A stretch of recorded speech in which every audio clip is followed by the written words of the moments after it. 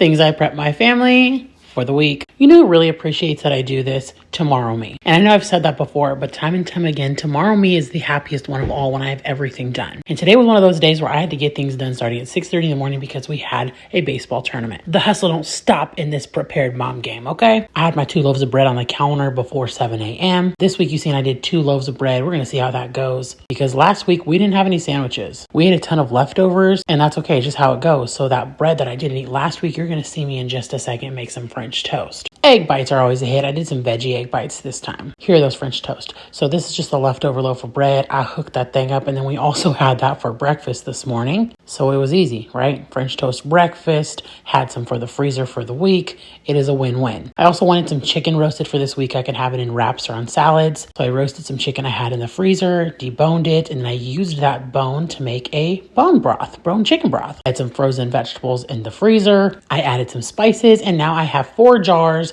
of this broth that I get to use in soups and meals for the week. And we're going to need it this week. Texas is hitting the 30s tomorrow. I don't know what we're going to do. Another week, another veggie tray. These have been a hit in our household with some homemade ranch. My kids have been eating it up.